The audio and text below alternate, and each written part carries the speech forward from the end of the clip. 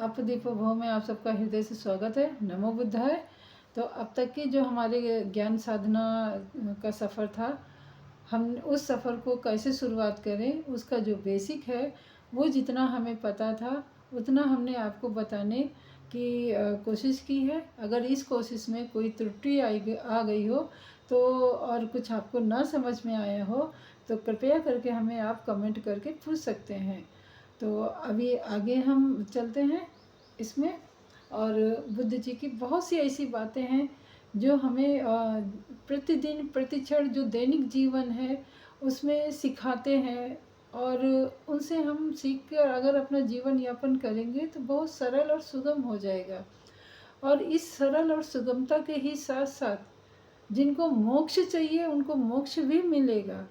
कहीं हमें जाने की ज़रूरत नहीं, किसी पहाड़ पे नहीं जाने की ज़रूरत है, ना किसी क्या बोलते हैं कि ज़मीन के धरती के नीचे घुसने की ज़रूरत है।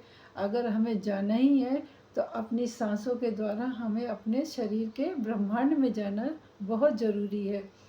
जिस दिन आपने विश्वास करके, थोड़ा सा भी विश्वास करके इस विद्या को सीखने की कोशिश की या जानने की कोशिश की, उसी दिन से आपके जीवन का एक नया अध्याय शुरू हो जाएगा। और वो अध्याय आपके लिए बहुत ही सफल, सुगम और सुगंधित होगा। आप इसमें कोई दो राय नहीं है। बस बशर्ते आप निडर होकर बेखटके इस राह पे आपको इस पथ का पथगामी बनना है।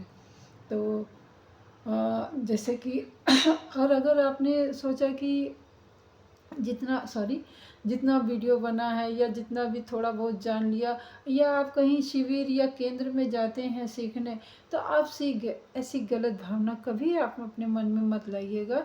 क्योंकि ये विद्या जब तक हमारा जीवन है, जब तक हमारी सांसें हैं, तब तक ये विद्या निरंतर चलती रहेगी।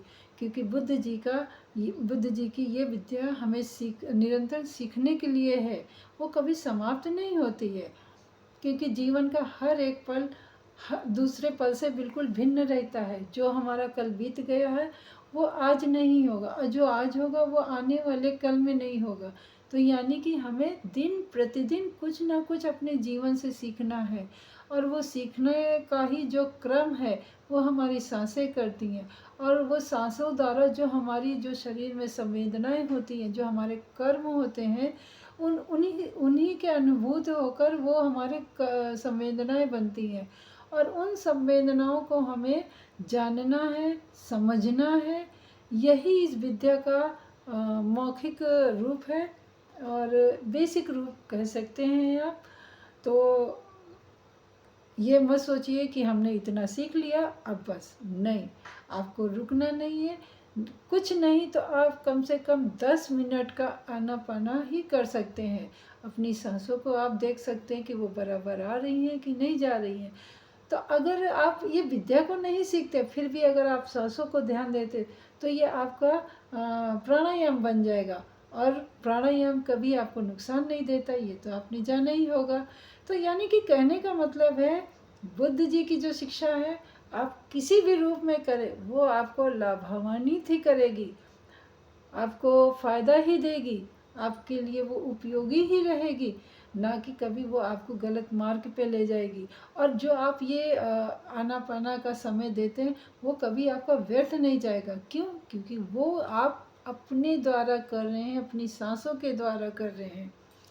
तो और कहीं व्यर्थ में जीवन गुजारने से अच्छा है हम अपने शरीर को जानने में ही गुजारें। क्यों? क्योंकि ये शरीर ही हमारा पूरा समग्र ब्रह्मांड है। आप एक बार अपने शरीर के अंदर मन के द्वारा जा के तो देखें।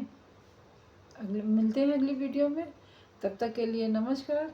और आप आशा है कि आप अपने शरीर को, अंदर के ब्रह्मांड को जानने की जिज्ञासा आप में उत्पन्न हुई होगी और उत्पन्न हुई है। तो प्लीज़ आप अपने शरीर के ब्रह्मांड को जानने की कोशिश करिए, और उसके जो अनुभूति हैं उसमें आप सराबोर होइए। तो मिलते हैं अगली वीडियो में, तब तक के लिए नमो बुद्धाय।